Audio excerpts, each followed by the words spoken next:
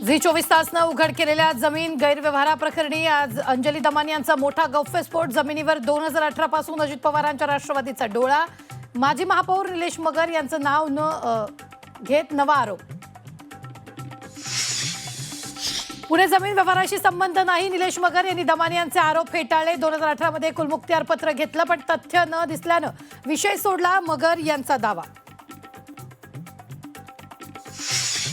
Media सोबतचा व्यवहार रद्द करा या मागणीसाठी शीतल तेजवानीची पुणे कोर्टात धाव। कंपनीकडून रक्कमच मिळाली नसल्यानं सगळा व्यवहार रद्द करण्याची मागणी। झी 24 तासनं उघड केलेल्या जमीन गैरव्यवहार प्रकरणात रवींद्र तारुची पोलिसांकडून कसून चौकशी। सूत्रांची माहिती, दुय्यम निबंधक कार्यालयातून दस्त कसा केला याची माहिती घेण्याचं काम सुरू। उकडेबंदी सुधारणा विधेयक विधान परिषदेत मंजूर। महसूल मंत्री चंद्रशेखर बावनकुळेंकडून विधेयक सादर। दानवेंच्या कॅशबॉम्ब प्रकरणात शेकापची उडी। आमदार दळवींसह सत्ताधारी आमदारांची चौकशी करा। गोगावलेंचा व्हिडिओ आपल्याकडे असल्याचा शेकापच्या प्रवक्त्या चित्रलेखा पाटील यांचा दावा। लोकसभेवरील मतचोरीवरून सत्ताधारी विरोधकांमध्ये खडाजंगी। पहिली मतचोरी नेहरूंनी केली तर दुसरी मतचोरी इंदिरा गांधींनी केली, अमित शहांचा आरोप। गृहमंत्र्यांच्या विधानानंतर लोकसभेत गदारोळ।